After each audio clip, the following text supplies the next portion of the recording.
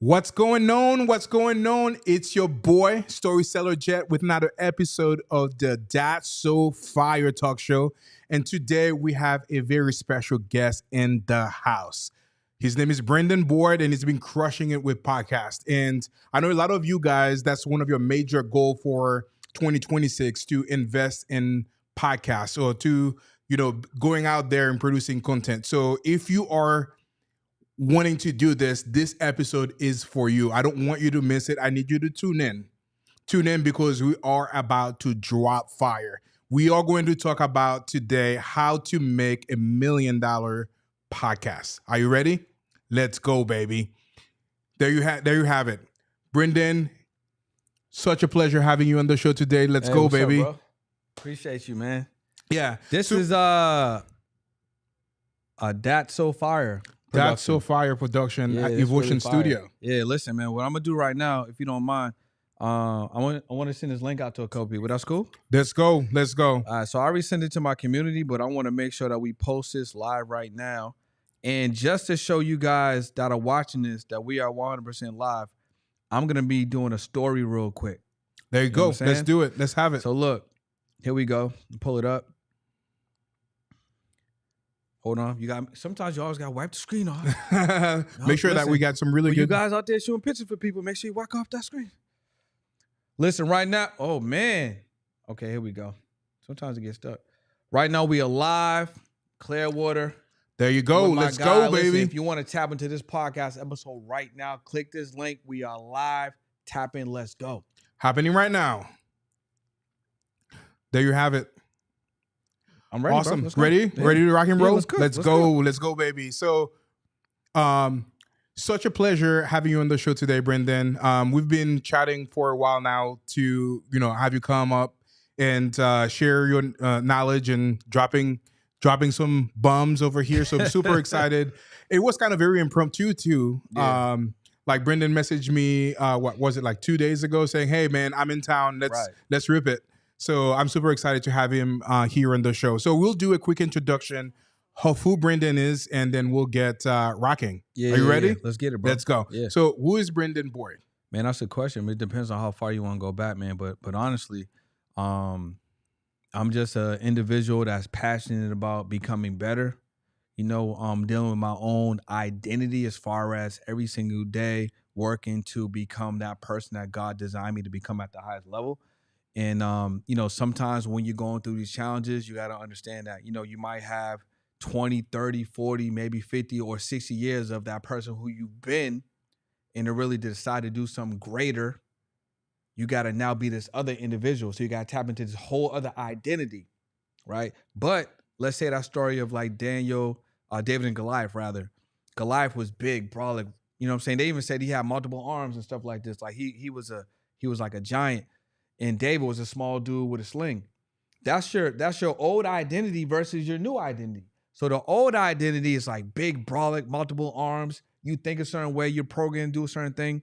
And then this new identity version that you want to tap into, like everybody that's watching this, or want to be, or want to have $1 million podcast, you got to tap into a brand new identity. So like new thoughts, new energy, new habits, new program. So that's who I am, man. I'm just someone that's striving for greatness. And I'm shedding my old identity every single day. I love it. That's actually one of the very first questions that I typically like to ask people, because that really set the stage for where you are now and where you are going. I got a question. Yeah. How come your glasses ain't got no lenses in them? Does anyone know that? I don't think nobody noticed that. That's a secret. But that's a secret. It's a part of the brand, So like lights kind of reflects, sometimes in that. It actually doesn't look bad. It just kind of. No, it looks good.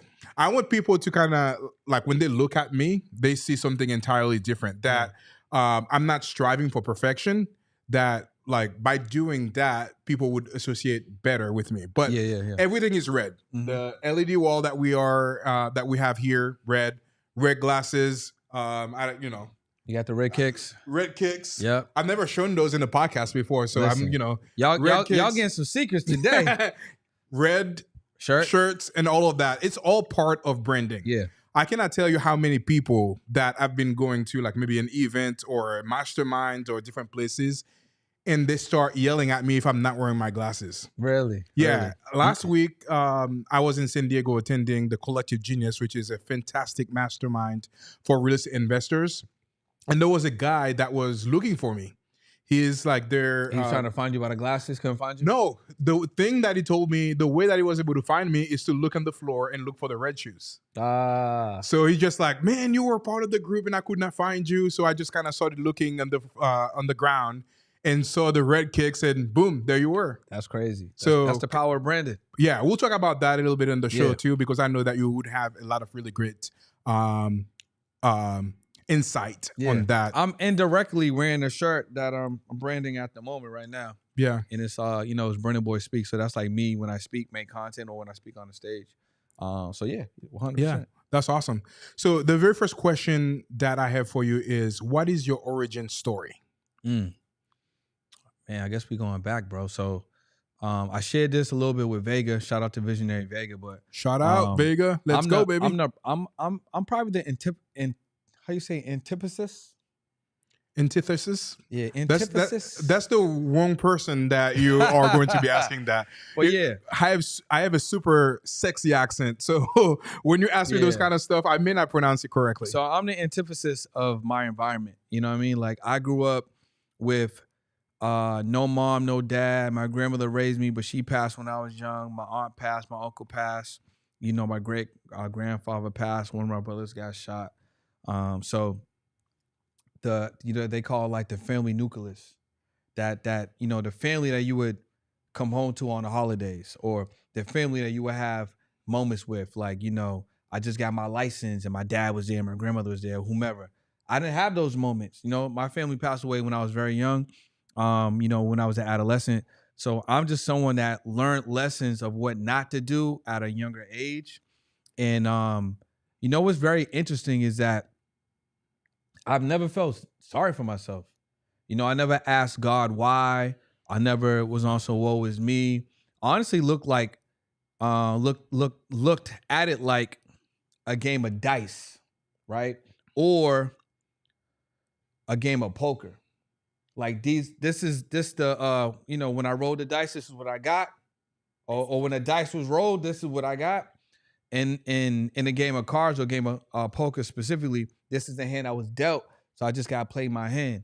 And I look at my life like, okay, all the experiences that I had at some level, some of it I couldn't control.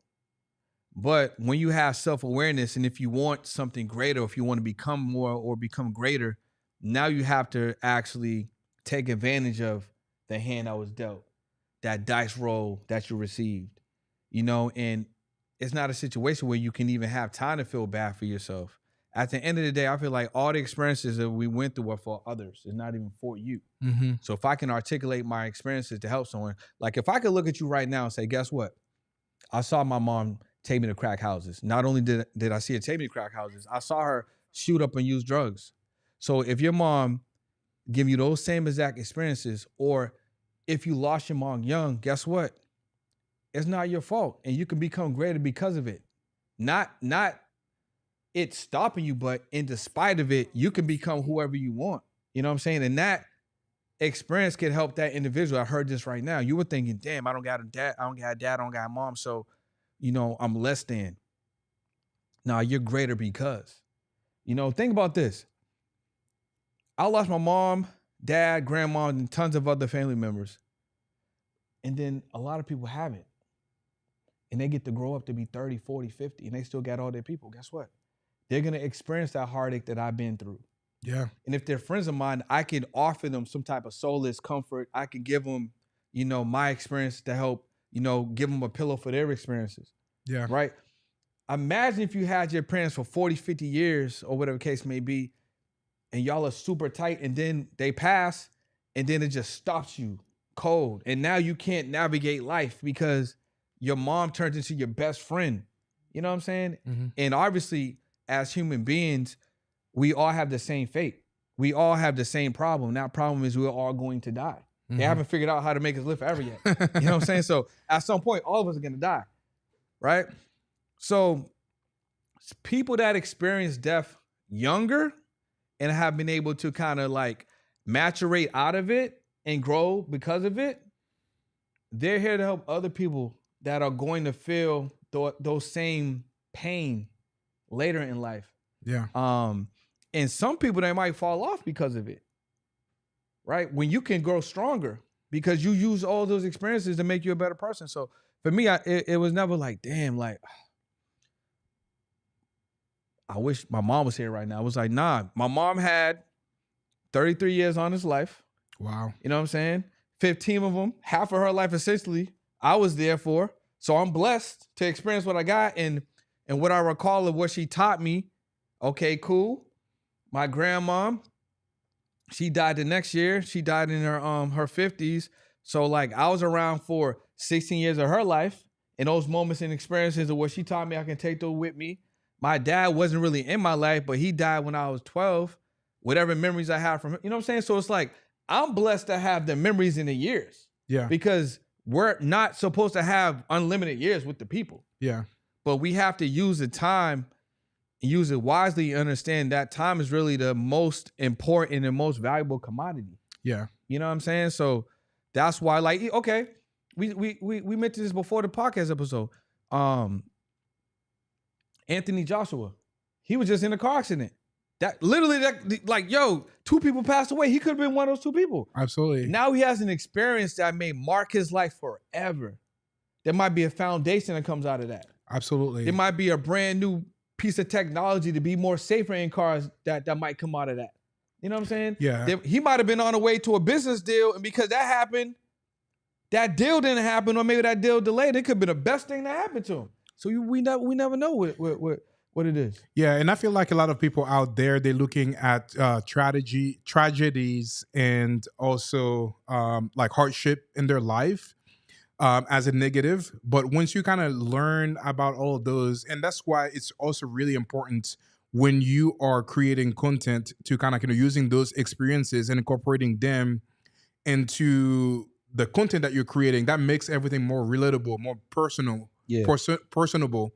And actually people will connect more with your content if you decided to do that instead. So I call that magnetic authority. Oh, so okay. as you're kind of building that to kind of incorporate those like moments of failures, moments of success, moments of hardship into your story to be able to tell better stories so other people can self-identify with your stories. You know who Dan Henry is? Yes. So we mentioned him in the podcast right before that. Okay, so Dan Henry used to live in this area, but he doesn't live in this area anymore. But I saw a piece of content that he put up, I think yesterday or the day before. And he was talking about, first of all, he was just talking about posted content. And he was like, if you are just posting, because it's how we talk, if you are just posting podcast clips, you're an idiot. Like that's, you know what I'm saying? That's the hook. But basically he's saying, if you're just posting clips that are just rants, you're an idiot. What you should be doing is you should be posting content that is structured, that has a script, and so it can be more intentional. But the thing that he said that really made me gravitate to that message, and it really adds on to what you just said, is the lesson. So if you can pull a lesson from your personal experience, and you can extract that lesson and take that lesson and put it into content, that's the most valuable form of magnetic authority that you can give someone, because it's so authentic and it's so raw. Like the reason why your glasses don't have lenses in them can connect with me. As a matter of fact, I might either like you more because of it, or I'm gonna go out and do one or two things. I'm gonna pop out my lenses, or I'm gonna get the same exact glasses, right? And because of the power of brand and because of magnetic authority, you can turn those into merch. Yep. Right? So you can come on a podcast, hey, boom, because you was a guest on a pod, I want to give you this, boom. Or hey, book a podcast, upsell the glasses. Yeah. Wear the glasses on a podcast with Jet. Yeah. It's actually like extremely important. And that's actually one of the reasons why I created an AI software that basically on the front end, it asks you 174 questions. That's a lot of questions, bro. I know it's a lot. Are they multiple choice? No, actually, it's actually building a foundation and library for whenever you're writing content in the future. What's the percentage of people that finish those questions? So I had somebody, again, there's different levels of it. Okay. Like you can do 10 questions, but if you do answer all of those questions, now like whenever you're writing content, like let's say you wanted to write a content about, X, Y, and Z, you type that in the platform. Now he goes back and find out like the perfect story or perfect analogy. Yeah, I like it. And then incorporating that into your content. But the cool thing about that too, as you're answering all of those 170 questions, it's writing scripts for you. So by the time you answer the 170 questions, you then now have 170 scripts that you can write. Is that free or they got to pay for that? So right now it's only for people that come and use the studio. I was gonna say, that has to be a paid offer. Yeah. So I had the guy come here in a day and a half that went through that software. Day and a half, shot 174 videos. Day and a half. So now he has like a whole, and those are like evergreen content as well. So he's good for like 6 months. So I'm gonna have to pull up and do the same thing. Let's go, baby. Let's go. You know what's cool about that is because, and this is something else I can share with y'all, right? I know how to make content, and I have some softwares I use. Obviously I study people to make content, and I'm starting to make even better content. But what's dope is like, I fancy myself as a professional, but I can come over to you. We can not just collaborate, but I can invest in your offer because that's my hallmark. I feel like you should pay people for the expertise, but I can run through your framework, and not only can I get some from it, I can be a student now, and then just let you lead that, and then just see what comes out of that. You know what I'm saying? Absolutely. So the biggest thing that y'all can do is always be coachable and always invest in yourself. And don't even think that, hey, I'm at a certain level, so I don't need to invest anymore. Or I'm at a certain level, or I should get this for free. Or I'm at a certain level, so I can't learn anymore. Nah, you can always be learning. Absolutely. Yeah. So as we're gonna dive really quick into how to make $1 million in podcasts. Let me share something else, because you talk about the origin story. Okay, cool. I'm a vegan. You are a vegan. I feel like I gotta start saying that more. I'm a vegan because it's something that most people don't know, but it also turns into a cool talking point. So if you're a vegan out there, you can come out the shadows and like promote your veganism. But I'm not like a hardcore. So I'm not like, I'm gonna still wear fur. I'm gonna still wear some leather. I'm just conscientious about eating animal products. That's all. Yeah. Man, kudos to you because I can never do it. I love my chicken. You love the flesh? I love my chicken too much. He loves the flesh. Jet loves the flesh. Yeah. But before we dive into the conversation on how to make $1 million with your podcast, for anybody that is tuning in right now, I want to let you know this is going to be fire. I hope you have a pen and paper. And if you want to connect with Brendan, go to Instagram. It's Brendan Boyd. Okay. So if you want to connect with him, he has tons of value over there. And also if you want to go to YouTube as well. And if you want to learn more about the podcast that we are on to, go to YouTube. It's called DSF Talk Show on YouTube to make sure that you follow. We post clips and really great conversation like we're having right now on there. So make sure that you go and subscribe to our channel. But again, it's Brendan Boyd on Instagram, at DSF Talk Show on YouTube. Ready to dive into the how to make $1 million in podcasts? I'm ready to dive in, man. I had to share the link out to a couple more people. Let me ask you a question. Since we're live, and shout out to everyone that's watching, are we able to take questions too? We can. At some so point? we'll just if they drop the questions in Yeah, for okay, sure. Cool. Yeah, I'll ask my brother right now to put engage. this question up so we can read them up right. for that. So yes, if you are tuning in and you have question, please drop it up and then we'll try to answer anything like that too. Yeah. Let's get busy, bro. Yeah, man, I should have thought about that. I could have set up another camera. If you needed anything to explain, you could have go to the digital board over there and explain it. Yes, maybe next time. I guess you gotta have me come back for that. Yes, sir. Lit. That'd be super lit. Awesome. So before we dive into that, how did you get started in podcast? Great question, man. So this is gonna go back to 2018. One of my day one friends, David Hill, shout out to David. We was on the way, probably get some food in Boston, and he was like, "Yo, bro, you know what you should start doing? You should start vlogging." I was like, "Why?" He was like, "Cause your life is kind of interesting." I was like, "All right, well, let's just go get a camera, cause that's the type of person I am. You say something, I'm gonna just take the action, right?" So went to Best Buy. I got a Canon M50. And then since then, I just started making content. So I would just start vlogging and stuff like that. I was a realtor at the time. And what I noticed was when I wanted to connect to high net worth people, it would be a little tough to lock it in, you know what I'm saying, for those conversations or those meetings or whatever. But once I had this vlog thing I was doing, and I said, hey, I would like to just do an interview with you for my YouTube, because I knew it wasn't part, it was just YouTube. Everyone said yes. Like everyone, brokers, developers, entrepreneurs, builders, engineers, everyone said yes. So epiphany, you know what I'm saying? Blue ocean strategy. I was like, damn, everyone's saying yeah. So I just started doing more interviews. And again, it wasn't a podcast. So I was just doing more interviews. Eventually I moved out of Boston.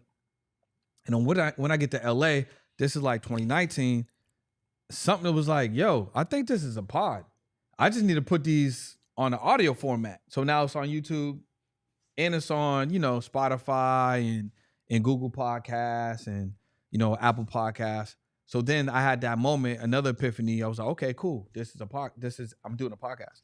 So I just started interviewing people that I wanted to talk to, I wanted to learn from, that had a higher value, let's say, conversation, or were really killing it in their space.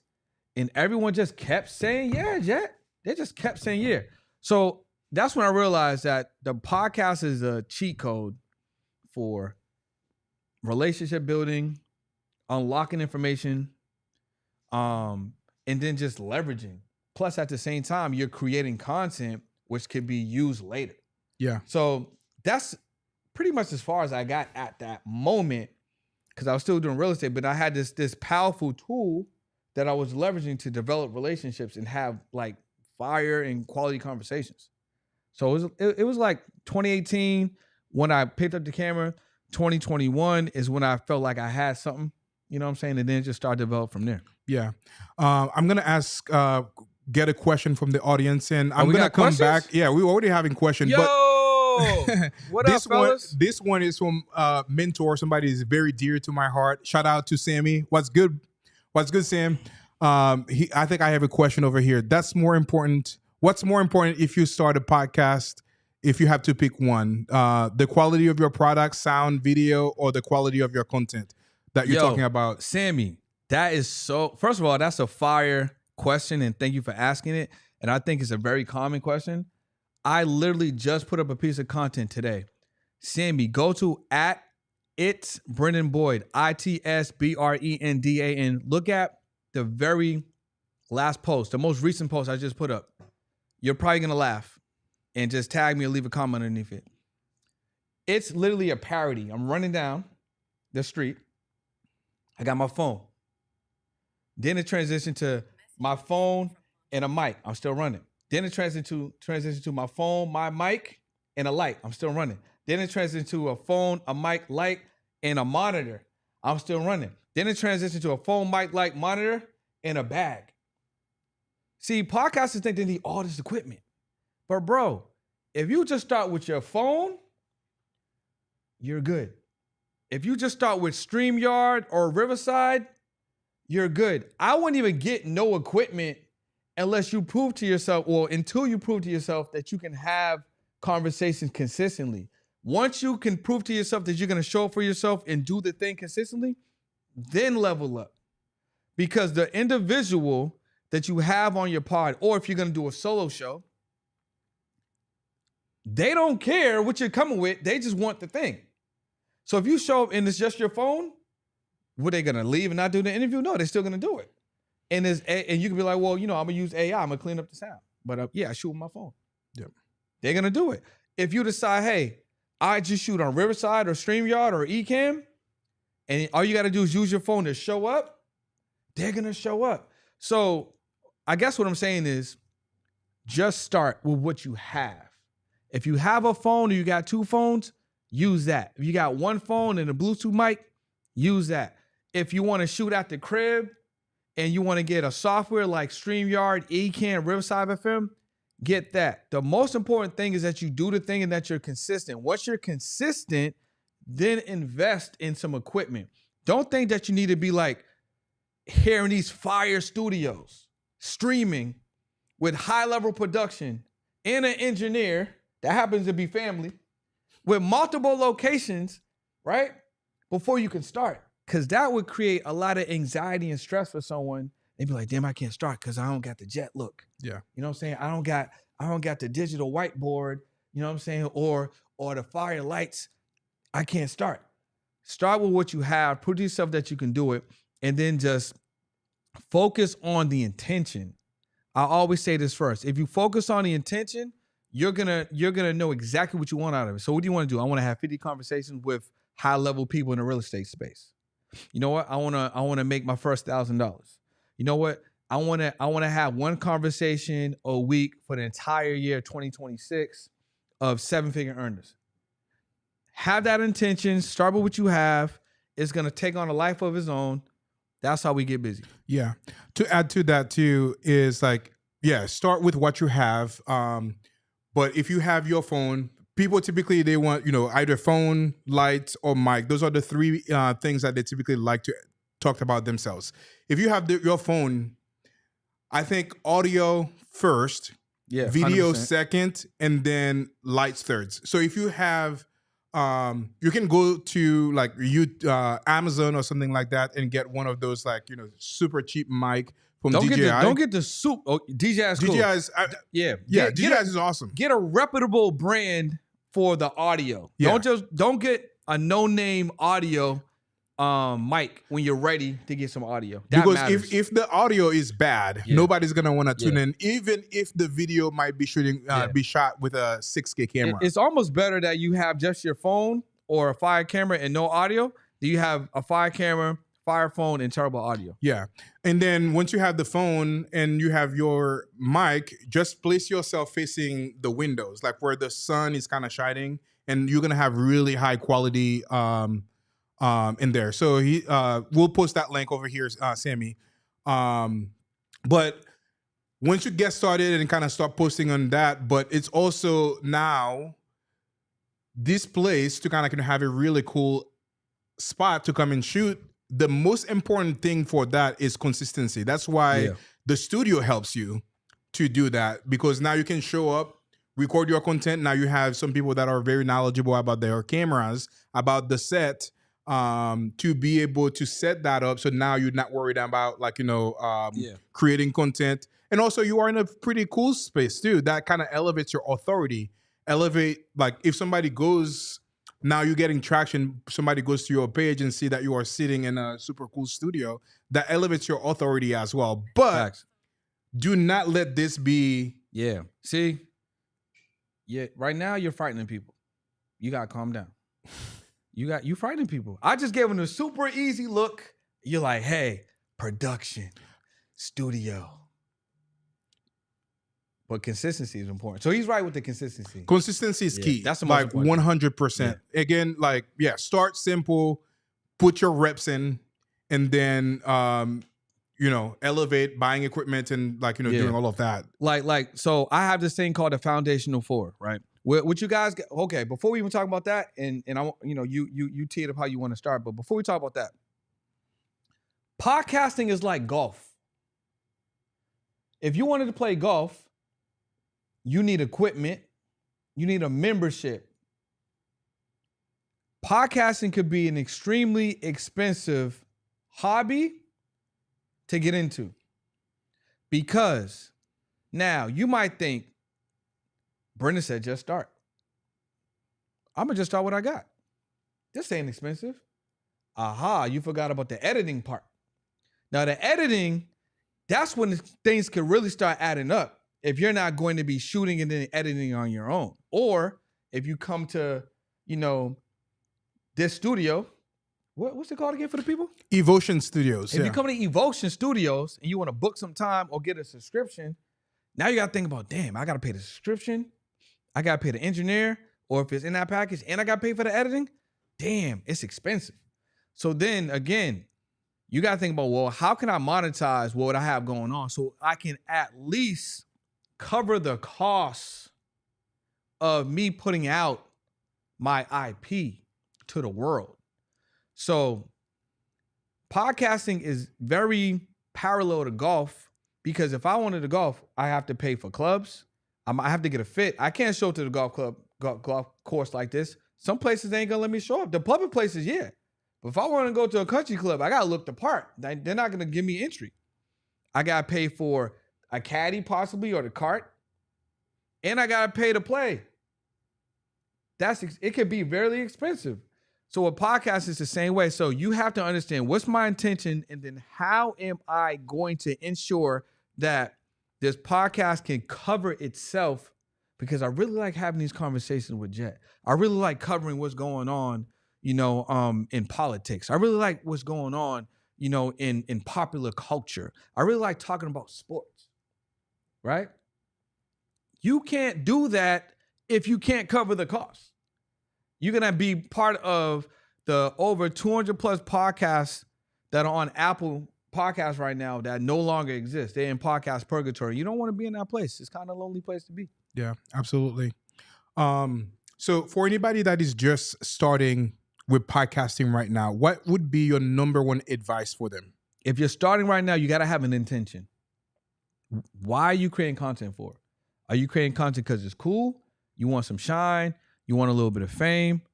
Or do you have something valuable that you want to share? So I think identifying the intention is the most important thing. I will also say this. Your goal can just be to show up consistently on camera. Your goal could just be to create consistent content. Your goal could be, I want to be a better speaker, a better orator. I want to work on not saying the ums and the ands and the likes and the this and the, you know what I'm saying? You can get all of those you could practice rather on all of those in real time. It'll just make you better. So even if your goal is just to meet great people, get some exposure, and just work on your presence, that might be enough. But if you want to cover, like, one of my big purchases, well, not even big purchases, but one of my first proud moments is when, in podcasting, when my podcast covered my car note. I thought that was lit. And I realized that I didn't need heavy streams. I didn't need fire. I didn't need crazy downloads. I didn't need crazy views to get my, let's call it a $900 car payment and $200 insurance, which was $1,100 a month covered. I didn't need 100,000 views. I just needed 11 people. You know what I'm saying? I was like, damn, my car is free. So I'm just riding around free. So I think identify the intention of what you want to get out of it, and then attaching that intention to what the expenses are. So identify an intention and then connected it to the expenses, and then you rolling. Yeah. What do you think are the biggest misconceptions that a lot of people have when they're thinking about starting a new podcast? For some reason, they're thinking, one, is going to be hard, and two, that to monetize it, they're going to need a brand deal or a sponsor. I mean, I have strategies on that for sure. I can teach you how to get a brand deal or a sponsor, but I think those are the two main things. One, they're going to think it's hard. They're going to think they need to be in Evotion Studios. And then two, oh yeah, I'm gonna just monetize this joint. I'm gonna get a brand deal, bro. And that's not, both of those are fallacies. And how do they overcome those misconceptions that you just... You overcome those misconceptions with real information. So I have this thing that I call the Foundational 4 framework. If you install the Foundational 4 framework, you'll be able to get that $1,100, or you'll be able to cover your expenses with your intention and be able to at least still show up doing your show. Yeah. right? Now, that foundational four framework is what you should be focusing on as a podcaster, creator, or YouTuber if you want to have a profitable show or a profitable podcast. So, what are those foundational four framework that people can use to elevate their podcast? I thought you might not ask. So the foundational four is number one, digital products. So what a digital product is you want to take your information and you want to package that information up, and you can start with an ebook or a mini course, right? So let's say you're a realtor, you want to have a real estate podcast, or you want to talk about what's going on in real estate. You can create an ebook. So here's a good example. Let's say you're a buyer's agent. What's one of the issues with buyer's agents? When people want to buy a house, they always have to go get buying ready. Most buyers are never ready to buy a house. They got to always double back. Oh, I got to get my credit right. I got to save up my deposit. I got to fix my taxes. I got to do all these different things. So if you just create an ebook, let's call it like the Buyer's Bible, get ready to purchase a house in 90 days or less. Oh, that's actually fire. Y'all don't steal that, but you can steal that, right? And it was $27. Now people were buying your digital product and getting ready. So now when they come back to you, because throughout the Buyer's Bible of how they can buy a house with you for in under 90 days, you can have call to action back to booking a call. So once they finish the checklist that's going to go through the chapters, they can now book a call with you. Now they're buying ready. And now they're ready for you to help them go buy a house. So that's number one, digital products. Now you could take that same information and you could put it into an ebook, a mini course, a live training. It can go on and on and on, right? Number two, you want to have a paid podcast community. So I'll give you an example. What's a trip that you would like to go on? I mean, there is a bunch of different trips, but I would like to go to Europe and spend time in France and Spain. Okay, boom. So we're going to France and Spain. All right, we're leaving from Tampa, right? We're flying out. Boom. Now, you and I both on the same plane. We're going on the same trip, right? You like, Brendan, can't wait for the trip. I'm like, yo, bro, I can't wait. I can't wait either. You decide that you're going to do first class. I decide that I'm going to do economy. What's the difference? We're going to get there at the same time. We're on the same plane. We're going to hopefully experience the same trip. But the difference is access. You get on the plane first. You got a pillow. You got a blanket. It might be one-seater or a two-seater. You're sitting next to another high-level individual that spent the same amount of money or more for that seat. You're getting food while I'm still getting on the plane. You get off the plane first. They know you by their first name. You get to chat with the captain. The flight attendant even taught you way nicer than they talked to me. You pay for the access. It's the exact same thing in the paid podcast community. Even if you only got 50 people that watch your podcast every single week, at least 10% of them really like your show. That's 5 people. Those 5 people would pay for more access. What's more access? Being able to come to Evotion Studios doing a podcast. Maybe have a Zoom call with you once a week. Maybe get access to some of your ideas. Maybe get access to a private live stream of certain shows. Maybe get access to some behind the scenes information from guests that you have come on. Maybe you extract the top 10 things for every single show and you put those things into, hey, this is a hit list that you guys get every single week from 7, 8, 9-figure entrepreneurs I have on the show. So instead of you watching the full podcast, which obviously you should, but just in case you don't got time, here's the top 10 things that each of the guests said. And you give that every single month. I mean, you get access to that every single month. And it's only $99 a month. So you only need 11 people to get that car. Now your car note's paid for, right? Now your insurance is taken care of. And you didn't need 11,000 people or 110,000 streams or 1 million downloads. You just needed 11 people that wanted access to your podcast that you're ignoring and you're selfish because you don't even have that offer. Number 3, affiliate marketing. Kanye said this best back in 2013 or 2015. You are a celebrity. Now this brand over here wants to connect with this platform, your platform, right? There's brands that provide solutions to problems that they already have. And all you got to do is share the information on your podcast. Guess what? You don't got to sell nothing, no delivery, no customer service. You got to hold no inventory, no IT. And all you got to do is share. What are you going to get? You might get 20% of every time they pay that person, you might get 20% recurring every single month. You might get $50 a month. You might get $100 a month. Don't you know ADP do payroll? I don't know if they still have this offer, but the last time I checked, they had it.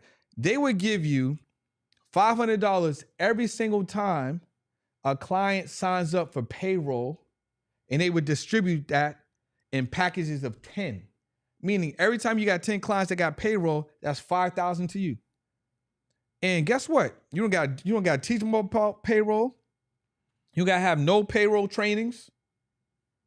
Nothing. All you got to do is share. Hey, what's up, y'all? This episode is brought to you by XYZ Payroll. Hey, if you're an entrepreneur or business person and you got to get your payroll together, it's time for you to start paying yourself. Click the link below and get access to xyzpayroll.com.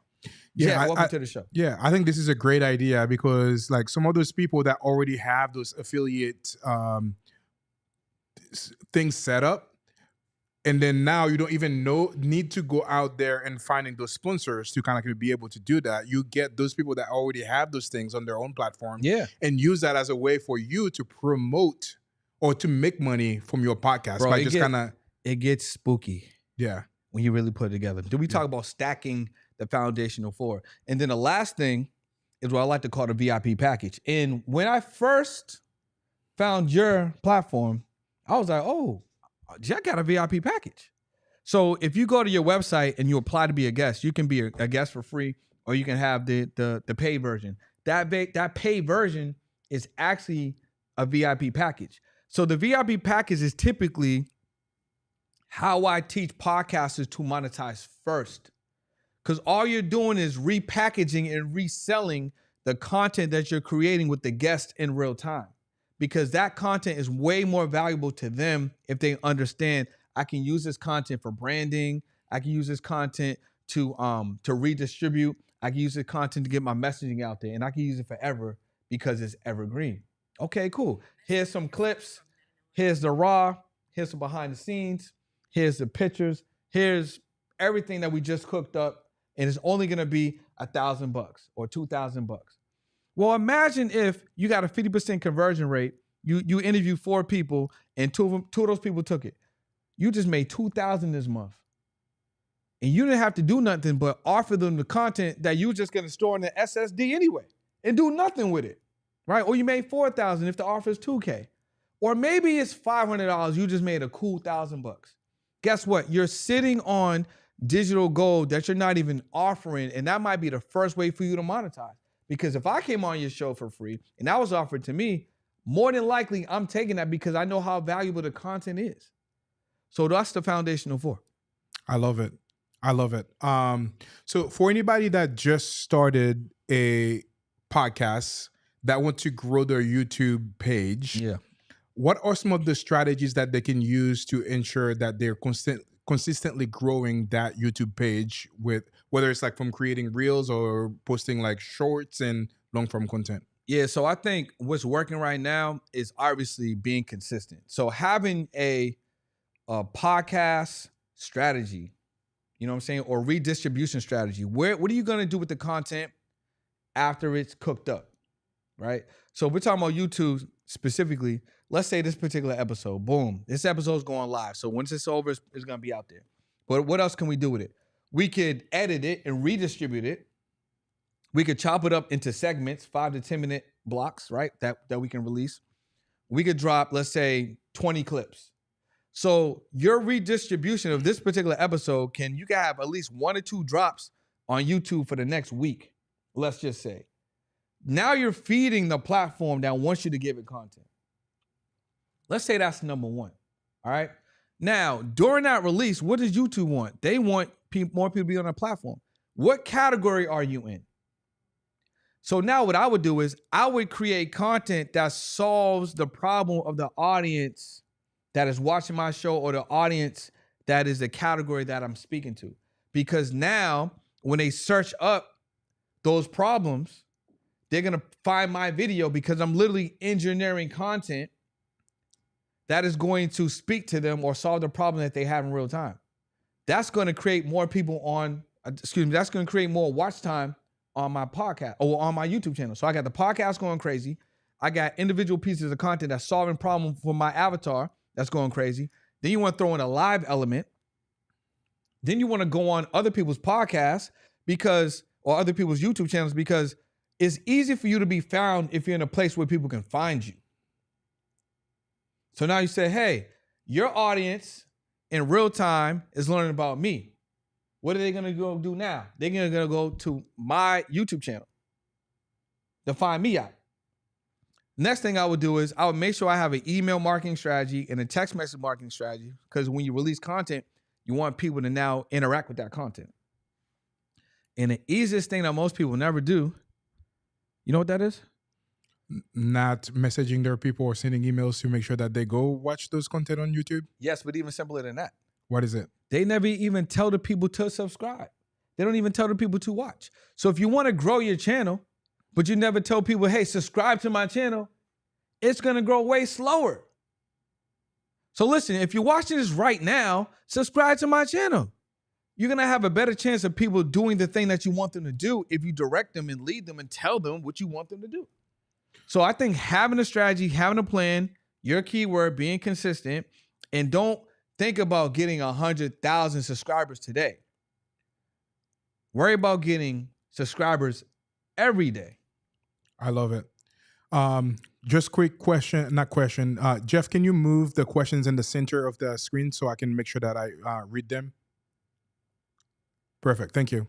Can you scroll up a little bit? We had a question for somebody. How can I make 5K with 100K followers on social media? Man, that's a good question. Yeah. So how can somebody make 5K with 100K followers on social media? I think there's a lot of ways to make money on social media, but if we want to be specific, two things I would do right now. I would say, hey, what's the offer that you have?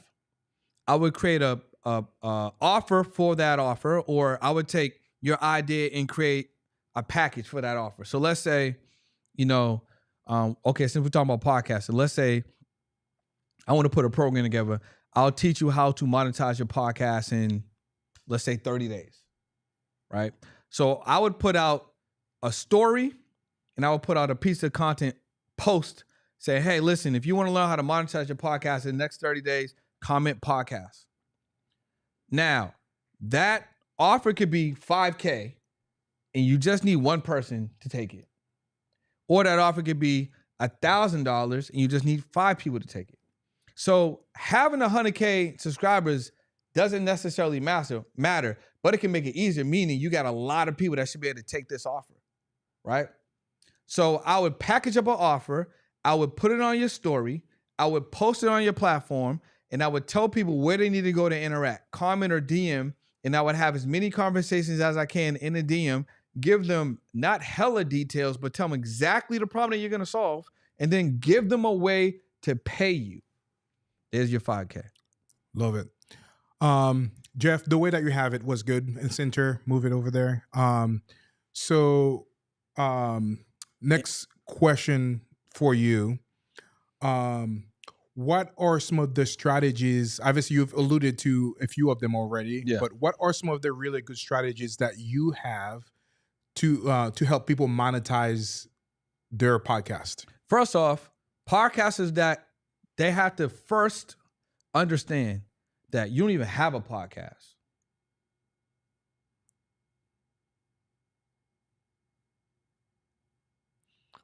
Are you asking me a question or just like the pause over here? No, I was just creating some drama over here. Y'all don't even have a podcast. What does that mean? Y'all are just making content with cameras. You wasting your time. You making content with cameras. You shooting YouTube just to shoot YouTube. You creating just to create. 90% of y'all don't even have a business around your podcast. You don't have an LLC. You don't got a business address. Don't have a business phone number. Don't have a business email. You're not structured right on the business side. So you just having fun. the first thing that you need to do is structure your podcast up correctly so now you can get access to funding as a media business and you can invest in the thing that you say that you do. Now you actually have a podcast, and that podcast is in part of your media business. Once you have this, you can actually access funding. You can go to a Bank of America, you can go to a Truist, a PNC, you can go to a Navy Federal, or you can go to any regional bank and get access to some funding. Now you actually have an asset that is fundable. You can invest in better lighting, an engineer, a studio, equipment, whatever you want to, or maybe just something that's going to be cash flowing so you can grow your asset. Once you have that, now you're ready to cook, right? So what podcasts need to understand is you can't make money if you don't have an offer. Building a podcast or YouTube channel with brand deals isn't a business. It's like digital panhandling. Because what happens if a brand decides to, you know what, our budget's cut? Or what if a sponsor's like, nah, we're kind of cool. And most podcasters don't even have the resiliency to go hit up 1,000 brands to bring in the money. They're going to hit up 1 or 2 of them and be like, nah, this brand is not working. Or they're going to wait. They're going to wait for this. The digital DM knocking. Bro, that ain't coming. Your show ain't that fire. You know what I'm saying? So you have to build offers around your show so you can monetize with your show, which is we can install the foundational for. But guess what? We already talked about that. Y'all should have took notes. So how we take it to the next level? Okay, what skill set can you attach to it and what problems can you solve? Right? So it might be, hey, for me, it was helping people get on podcasts. That's a high ticket offer. It was, let's say, podcast coaching. That's a high ticket offer. It was, you know what? Developing a live show, putting 100 plus people in the audience and then bringing guests on and giving them the platform that they can speak in front of the audience and then solve their problems and then offer their products and services. So what you got to understand is you have to build an offer around your show or use affiliate marketing and tap in with an entrepreneur that might have a higher level offer or stack some affiliates. Now you can actually see, okay, how do I want to make $1 million podcast? Okay, cool. If I have an offer and my offer is $15,000 and I'll show up consistently and I use my podcast to cash strategy, which we can break down. Mm-hmm. And all I need to do is have 67 sales. I just grossed $1 million. See, once you get clear, you get some direction, you get some understanding, and you start operating this thing as a hobby, you can understand, you can actually get to your goals by leveraging media or making it the main thing. But you have to understand, okay, cool. I have a podcast. Guess what it really is? It's a lead magnet. It's lead generation. Okay, if people are watching my show every week, every day, whatever, okay, I gotta give them something. I gotta have something to give them. Because some people are gonna want to tap in with you. So if you don't have a 5K thing, a 10K thing, a $15,000 thing, that's cool. Start off with a $500 thing. Yeah. 2,000 sales of $500 is still $1 million. Yeah. Different way to eat the horse, as they say. One bite at a time. One bite at a time. Yeah. That was awesome. And I think this is probably the biggest mistake a lot of people think, like when they are thinking about building their podcast or building their social media thing or building their YouTube, they all focus on getting followers, getting subscribers, because they think that the answer is YouTube basically paying them for their content. And YouTube can manipulate like how much they want to pay you, when they want to pay you, right? Oh, if the payments was this last year, but now they this year, they can manipulate. You don't even have control over that. Yeah. But the best way to do that, obviously, the icing on the cake could be the money that you're getting from YouTube. But the best way to do it is to really focus on building those offers that you described around your podcast. So that way, when you're producing those types of content, they're driving those people to buying those offers that you already have. That's the way to make money on YouTube or posting on social media. Bro, you can make it so easy. let's say you got a podcast, and let's say you lock in with a real estate investor or something like that. Let's say you don't have an offer, but they do, but you got the podcast and they don't. You can have an affiliate with them or a partnership with them. Like, hey, listen, I'll interview whoever you want in this space. You teach me a little bit about how to, close these deals, or maybe I'll book people once they come on the show and I send them to you. If you close the deals on them, you kick me back 20%. And now look, now you're able to do the same thing, and you don't even have to develop an offer. You just use an affiliate from the real estate guy. Yeah, absolutely. We have another question here from Sammy. How do you navigate the intersection of podcasting and social media? Do you start on social media to build a platform and then podcast, or do you do both and post clips on social media? Yo, Sammy out here asking some really fire questions, bro. So to be honest with you, what I would say is, again, it's intention. So social media and YouTube are basically like different things.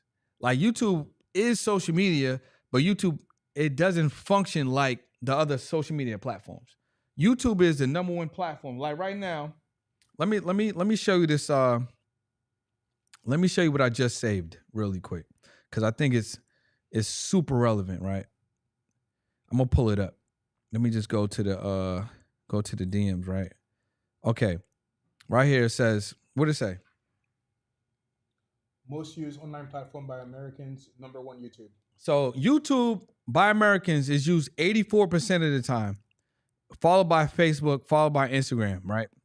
So what is the nuances of YouTube? The nuances of YouTube is that it's a search engine.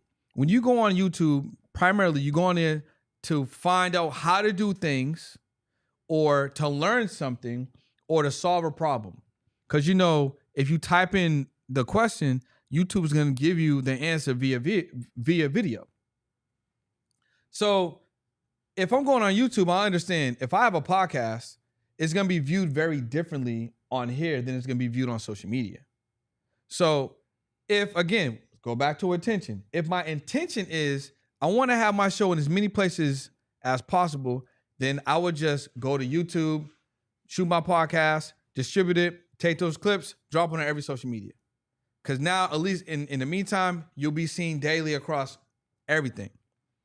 But if I'm already on social and I'm like, I want to grow, this might be a great time for you to pivot and add in long form content, because now you can be viewed and grow that know, like, trust in that brand longer on YouTube, because people will spend more time on you, but you still keep your social presence. It always goes back to intention. What do you want? So I would say do them together. And if you're just starting out, maybe you either want to do a live show, so it's not like a lot of production, or maybe you just do one show a week that you can just focus on. Hey, I'm gonna shoot this on Wednesdays, right? Or I'm gonna shoot this on Thursdays, or Fridays I'm gonna go live. I'm gonna just put the camera on. I'm gonna just do my regular thing. That's how you would start for the most part. But again, it goes back to intention. You just want to be everywhere, or do you want to start building brand? Yeah.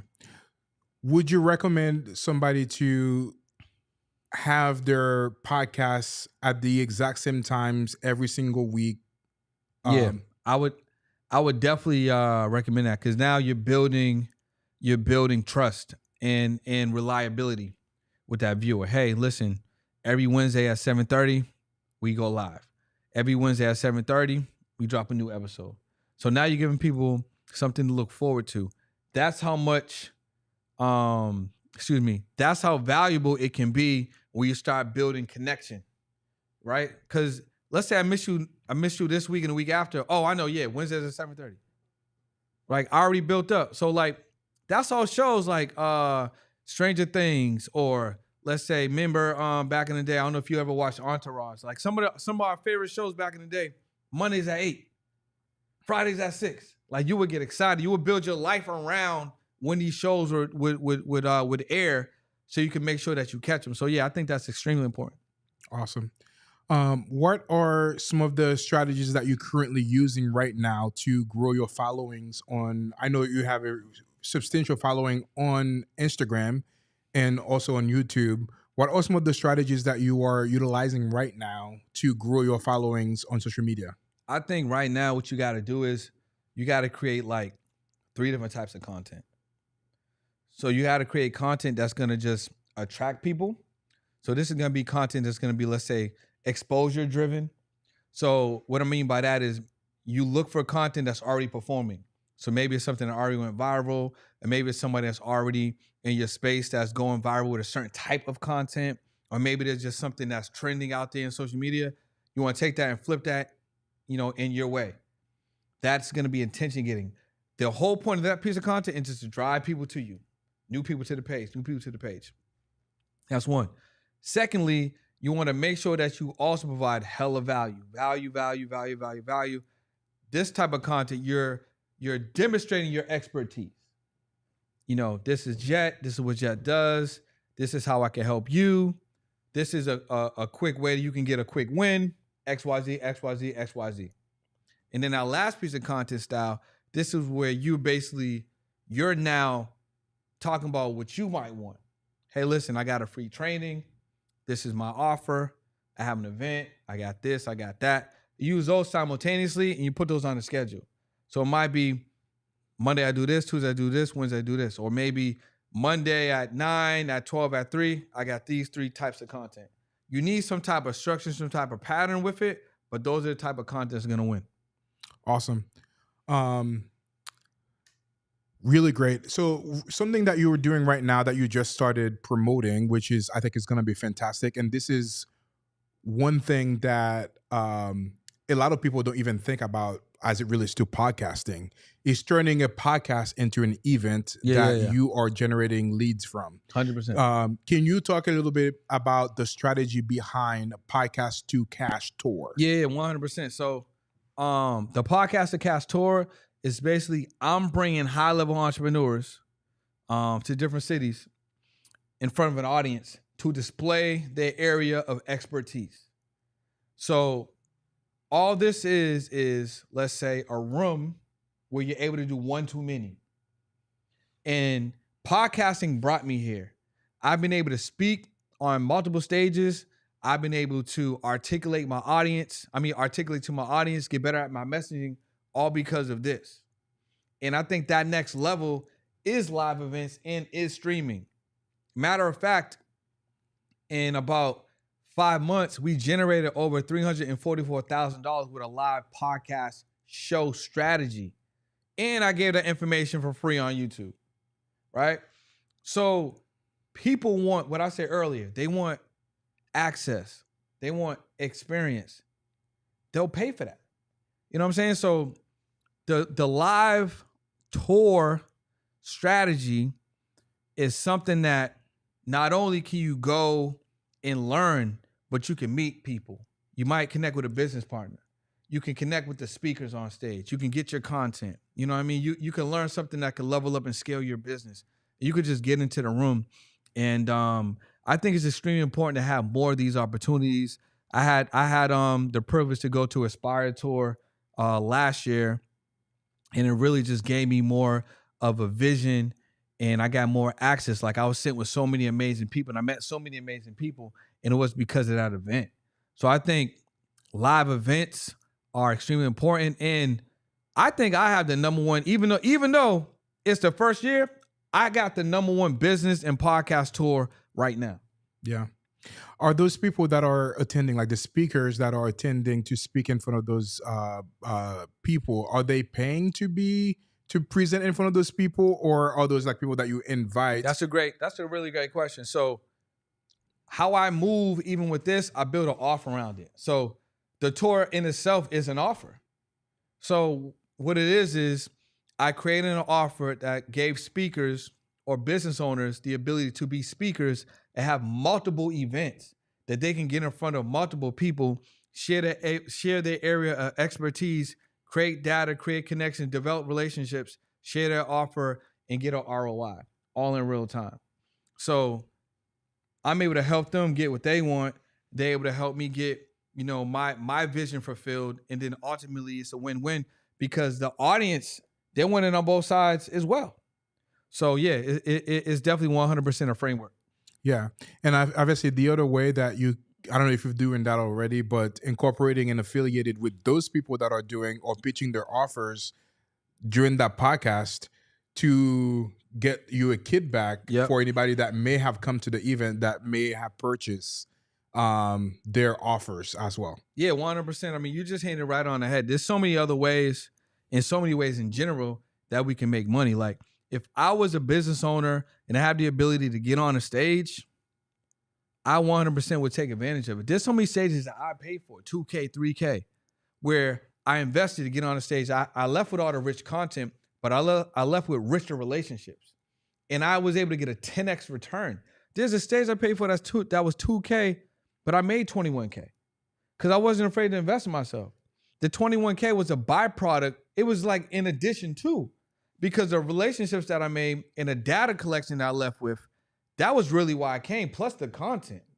There was another stage I paid for. I invested $3,500. I made back $25,000. You know what I'm saying? So, but and you still got the content. So to me, it's a no-brainer. If I have to invest in myself to go on a stage, to get in front of people, I have a 10K offer, and I'm able to get in front of 100 people with my 10K offer, and it cost me $3K to do it. And I closed 10%, and that's 10 people. I just made 100,000. And those other people, I can still follow up and close those people. Yeah. It's a no-brainer, bro. Absolutely. You are tuning in to the DSF Talk Show, That's So Fire Talk Show. So if you are just tuning in, we are talking on You need like a fire extinguisher. Oh, I do have one over here. Oh, that's actually one of the thumbnails of the picture. And actually, I have some questions more about that on YouTube. But Okay. if you're just tuning in, we're talking about how to monetize your podcast, how you get it started. And if you want to learn more about all of those, definitely go to Instagram at @itbrendanboyd. And hit that follow button. He has a lot of great information in there that you can learn about starting your podcast and how to monetize it. What are some of the different ways that you can utilize your podcast to actually become a revenue center versus a cost center? But if you also want to tune in and want to continue watching interviews like this, having some really great guests like that, go to our new page on YouTube at DSF Talk Show and make sure you hit that subscribe button. We'll greatly appreciate that. Yeah, I second that.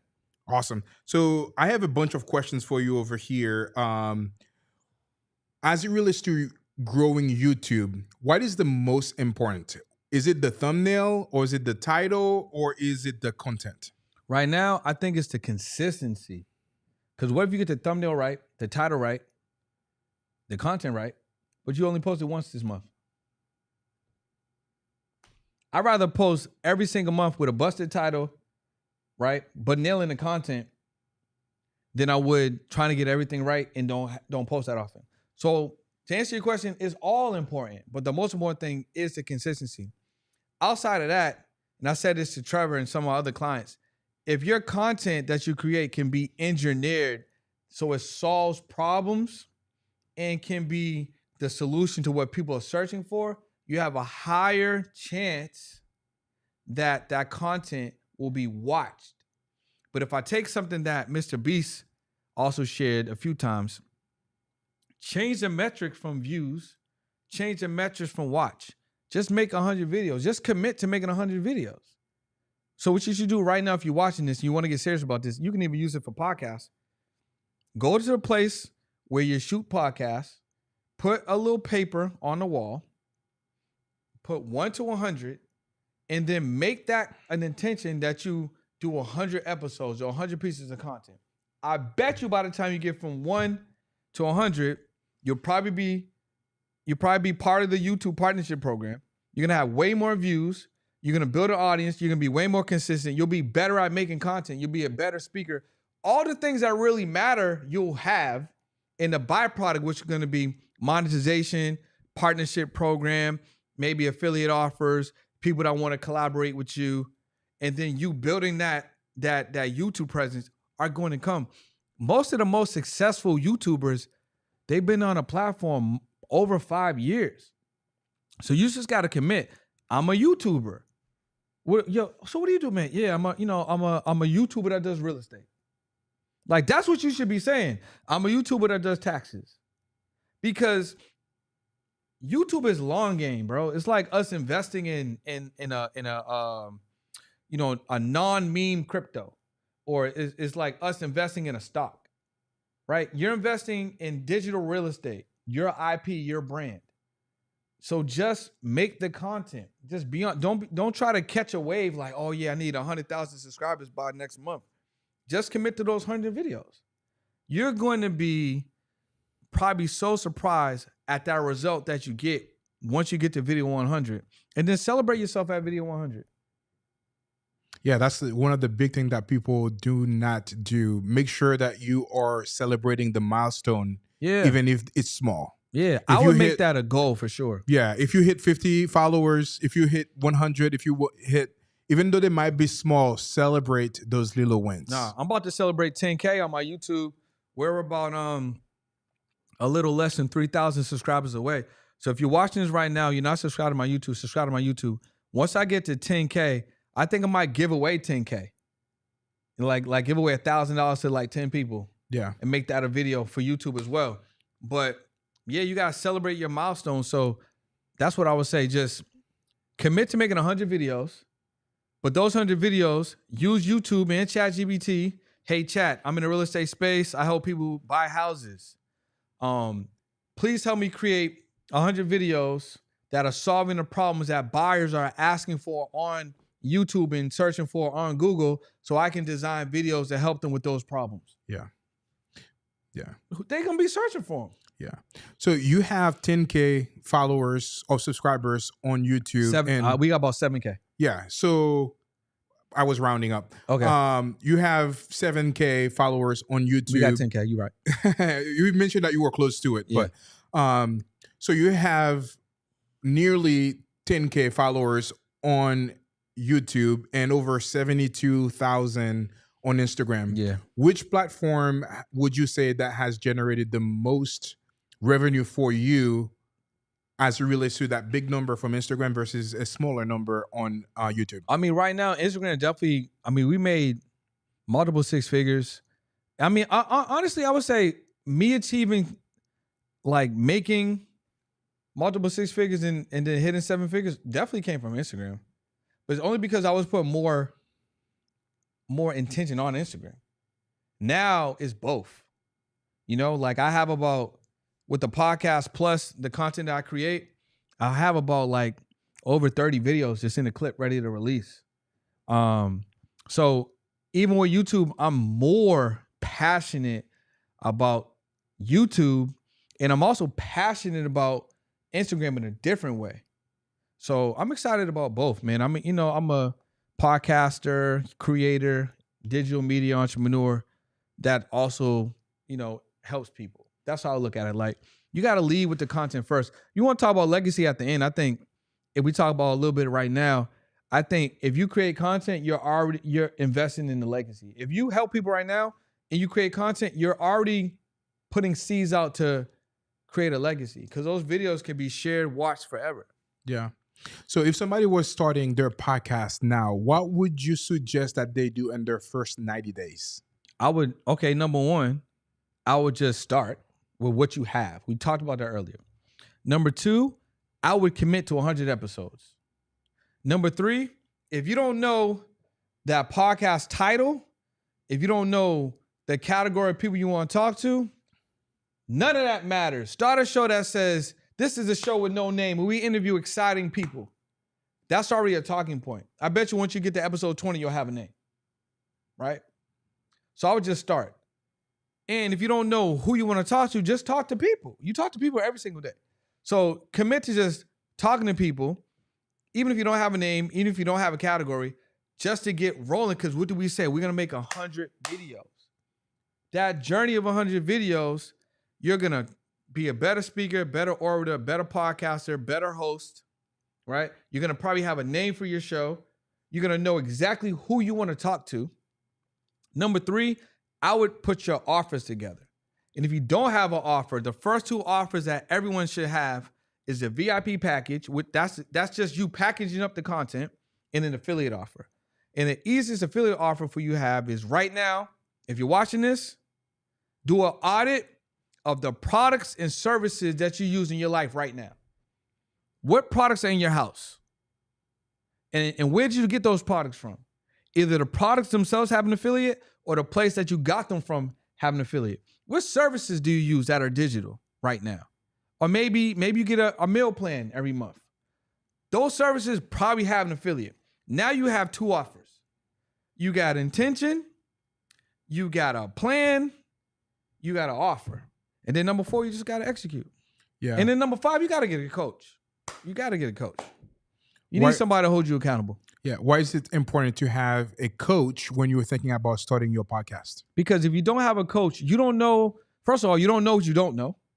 So think about a horse with blinders on, right? A horse with blinders is like a coach. They can focus on what? Running the race. A horse ain't thinking about nothing else but getting to the finish line. But once the blinders is off, like no coach, you're like, damn, how's that video? I don't know if I want to drop this video. I didn't like this shirt. Damn, it's Friday. I didn't drop a video. It's okay. I'm going to do one next week. Oh, it's next Friday. I didn't drop a video. It's okay. I'm going to do one the week after. Damn, it's been a month. I didn't drop no videos. I don't do this no more. You need a coach. You need someone that's going to be like, yo, where's that video on Friday? Every Friday, 12 o'clock, boom, drop that video.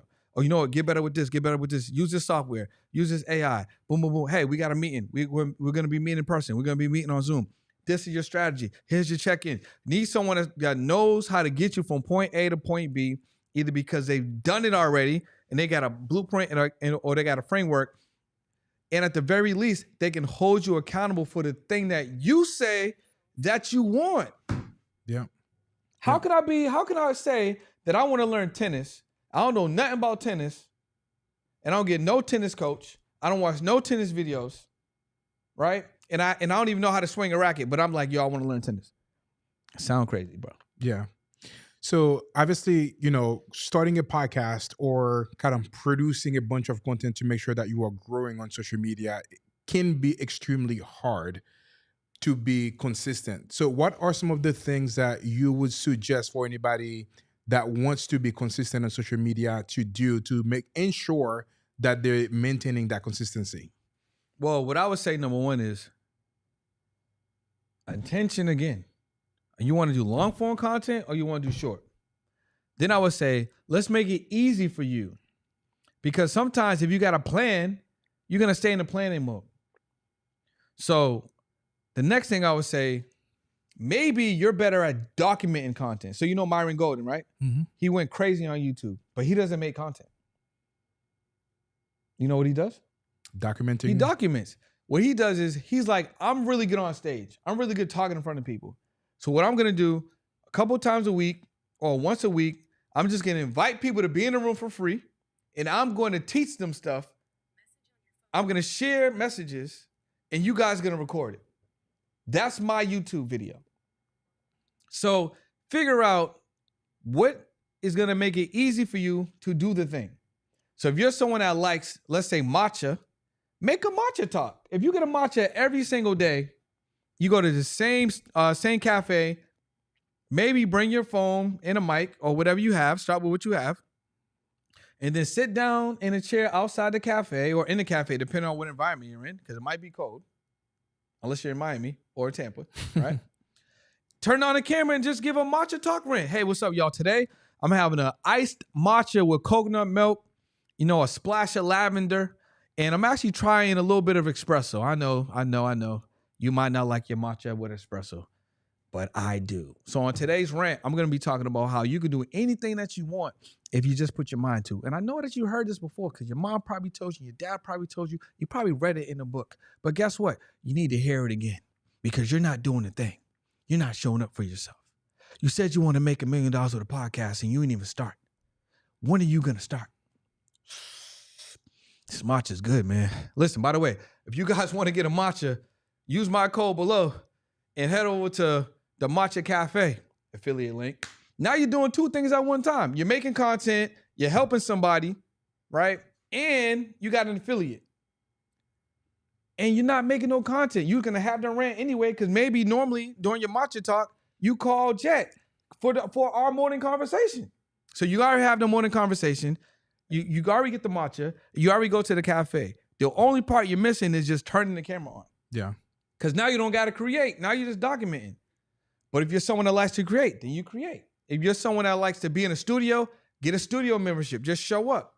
Say, hey, Jet, I need your package, bro. Because I want to make content, but I don't want to edit nothing. I don't want to think about the ideas. I want to read from a teleprompter. I want to have my fits. I need the engineer. I need y'all to clip it up. But that might be your style. You might be like, I'm talent. I just want to show up, but I know what I want. So I'm going to show up. I'm going to read from teleprompter. I need 20 topics a week. I need you to edit it. I need you to post it, across these platforms. I need this lighting. And that's how I flow. So figure out how to make content to make it easy for you, taking out the thinking part. Yeah. Once you do that, you can cook. Now we're being consistent. Yeah, absolutely. How important is branding when you're starting a podcast? I think branding is important, but it's not super important to start. So I'm gonna give you two answers. I think if you're harping on branding and it stops you from doing the thing, then don't worry about the branding. But if you're someone that's just going to be like, okay, I'm already consistent, now I want to implement brand, I think it's extremely valuable and powerful, because what do you say when you went to the event? Dude want to connect with you. He's looking for the red shoes. That's brand, right? Right now we're branding. We both got glasses on, right? I'm wearing the Brennan Boy Speaks t-shirt. Your branding might be the colors. It might be the studio you're in. It could be that matcha top. It's extremely important because now, like Kleenex or Q-tip, people are not asking for a cotton swab. They're not asking for a tissue. They're asking for a brand. And once they start asking for brand, value increases, right? So why can Chanel charge what they charge? How come a Lamborghini is more it costs more than a Honda? Brand. You know what I'm saying? So yeah, branding is extremely important. Yeah. How do you structure a very well done podcast? Man, you're hearing some fire questions. I actually dropped a video on this too on YouTube. So if we had to break it down in simple terms, you need an intro, you need a body, you need an end. If you can create an intro, the body's way more flex, but obviously we can get even nuanced in here. But you have the end, you pretty much good. How do you start your show? Hey, what's up, y'all? Welcome to another episode of the XYZ podcast, where we talk to your favorite 8-figure entrepreneur. On today's show, that's my intro. On today's show, we have an 8-figure entrepreneur in the media space, my guy Jet, and we're in his studio today. That's the intro. We're gonna give him the. You know how we started off? We let these people earn their right to be a guest. So Jet, in 30 seconds, why should people listen to you? Boom, that could be part of the intro that leads to the body. And then your body, you craft it how you craft it. Maybe it's more conversational. Maybe it's rapid fire. Maybe it's like a red table talk. Maybe it's just like a rant. Maybe it's just you and I going back and forth. That body's gonna be more native to like how you want to like have your show, how you want the feel of your show to be. And then at the end, all right, y'all, we made it to the end. So I got to hit them with it. Hey, yo, Jet, hold your hand out. Hold your hand out. At the end, we give everyone a dap. That's the power dap. So this is how we end the show. Hey, guys, make sure you tap into my guy, Jet. Get his new book, How You Can Get Your Next 8 Figures in Media. And hey, bro, you got anything you want to leave them off with? And then boom, maybe that's how so having an intro, having a body, and then having an end. Those 3 elements, you're good. Can you add on to that? Of course. But those 3 things, if you can keep that in mind, you can have a successful show to start. Yeah. So for a lot of people that are producing podcasts for YouTube, what is the best way to get started? Is it like to post those long form content, the hour podcast, or is it to break it down into smaller 5-minute segments, or maybe turn that into a bunch of reels? To get started? Yeah. This is a great question. So podcasting to me is just long form content, right? So I would say choose something that's going to be consistent. So if you can do 10-minute videos consistently, 15-minute videos consistently, a half an hour, don't feel like, hey, we got to keep talking another 30 minutes because I told myself I'm going to do 60-minute shows. And it's like, now in your mind, you're like, damn, I need 6 more questions. Nah, if you could do this in 20 minutes, that's cool. 20-minute show, keep it tight. whatever you can do consistently is what I encourage people to do, because now you're going to take the stress and the pressure off having to create or having to produce. Whatever you could do naturally is going to be way easier for you to do consistently. So that's what I would say. So even at the very least, if you only want to have 3-minute talks, you want to put those across social media, you can definitely put those on YouTube. And that's what you want to do, I encourage you to do that. Now, the most important thing is you have to make sure there's 2 things exist if you really want a podcast. One, it has to, well, actually 3. 1, record yourself. You need the video element. 2026, people care about video. More people are now going on to video podcasts than the audio podcast. Matter of fact, there's so many video podcasts that don't even have an audio component, right? So number 1, make sure you record the podcast. Number 2, make sure the video is horizontal so it can be manipulated, meaning now you can have vertical videos. If you shoot it vertical, you're going to have horizontal videos with the black, corners or the blurry corners if you try to put it on YouTube long form.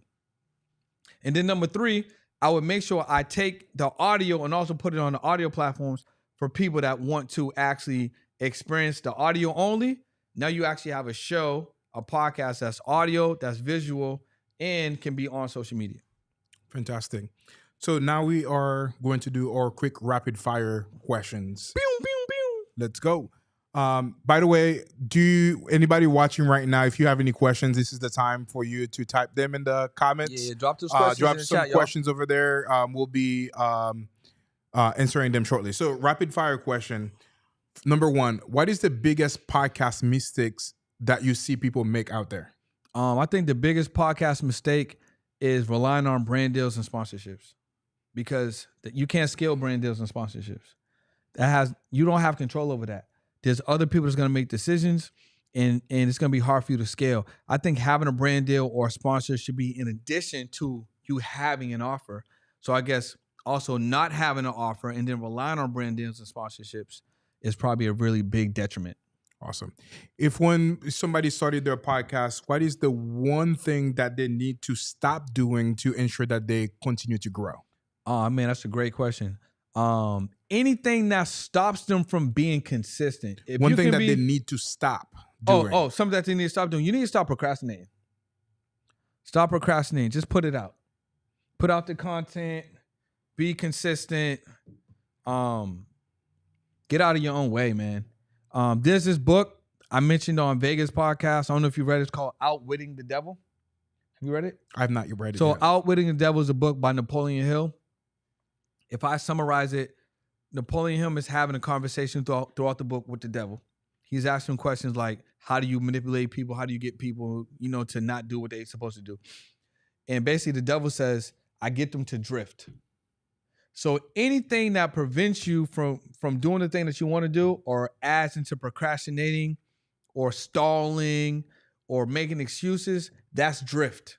So if you can remove the drift and pick a day, pick a time, and I think importantly nowadays, pick a creation day time. So you have a day where you're gonna create content, you have a day where you're gonna release content, and then show up for yourself. I think that'll 100% help. Awesome. Next question.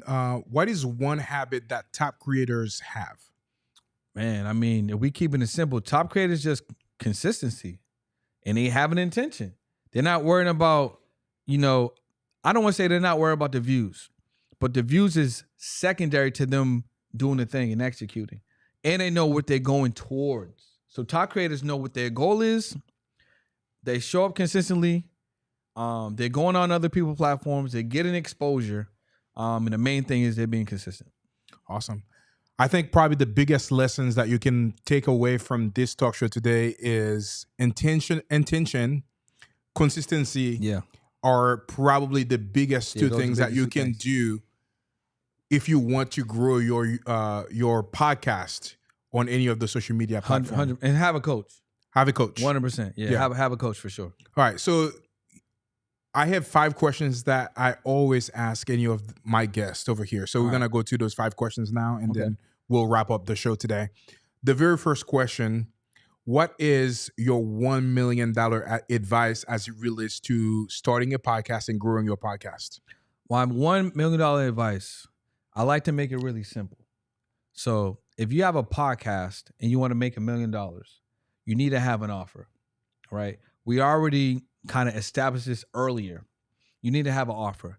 But even beyond having an offer, once you establish that, you need to think about, okay, cool. How many of my offer do I need to convert so I can actually gross $1 million? And then 2, where are my leads coming from? Am I going to use my podcast to generate my leads, right?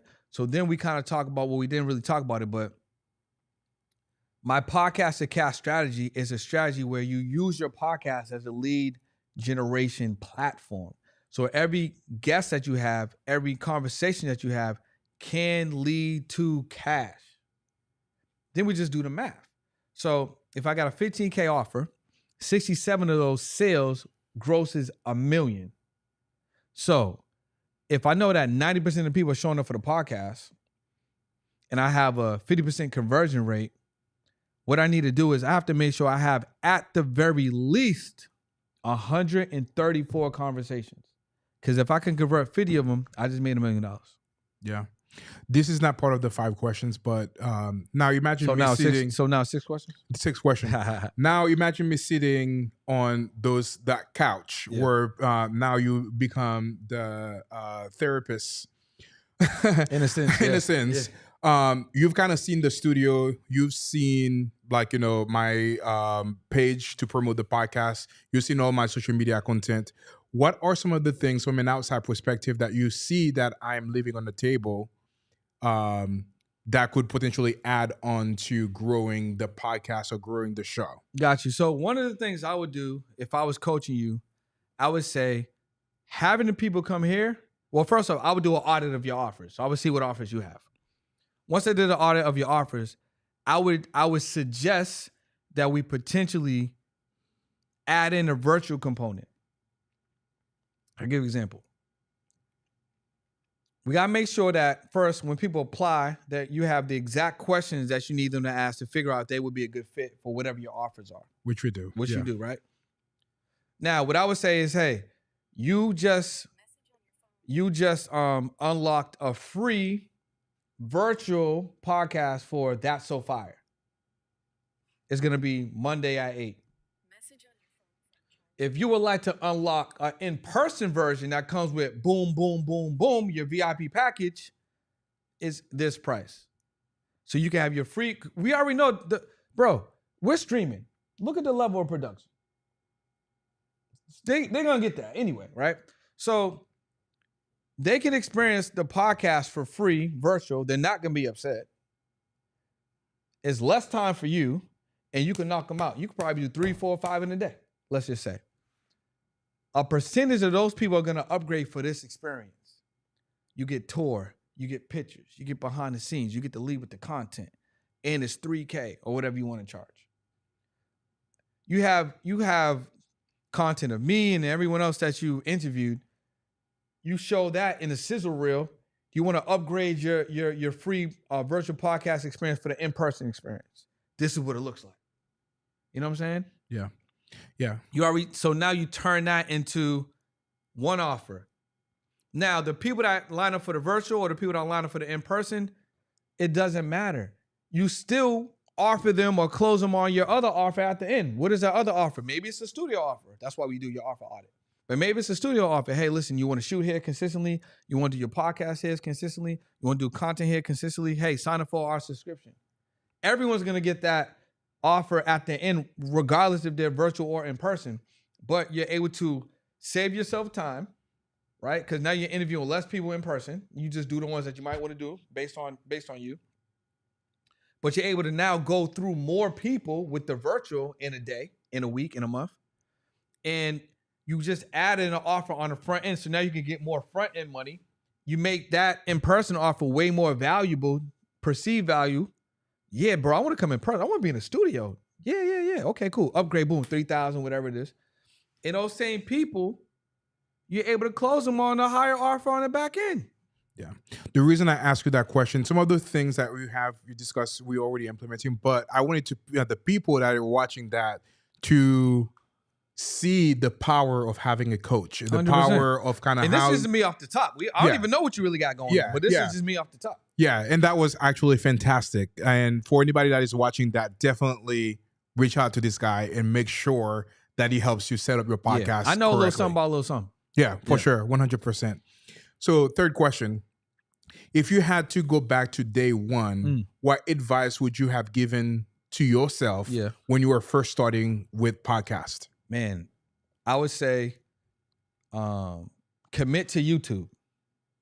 Commit to YouTube like you commit to the gym. That's what I would say. Then I would create an offer. And I would use podcasting how I use it right now as a client acquisition system that sells high ticket. And the high ticket would be for my whatever offer I have.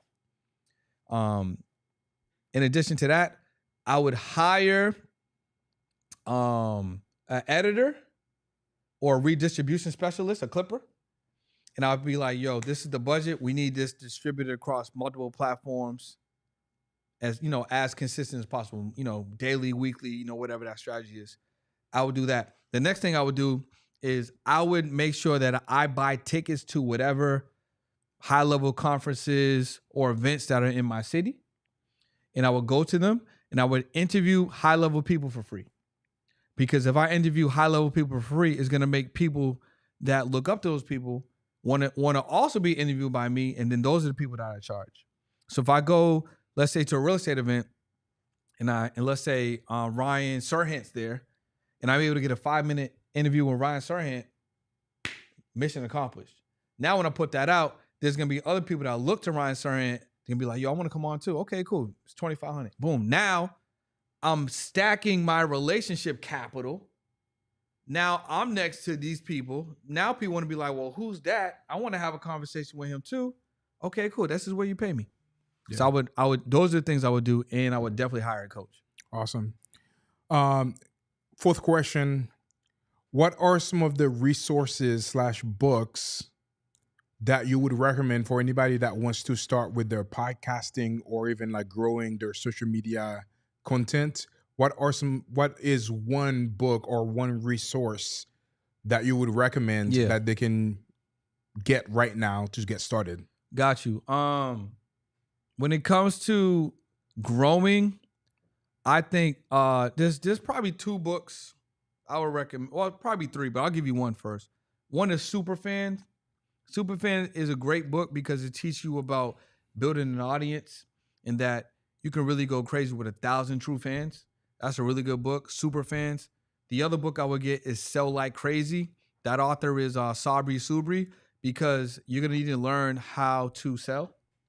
And it's not even like you need to be like a hard ticket, hard closer type person. You just need to know the art of selling.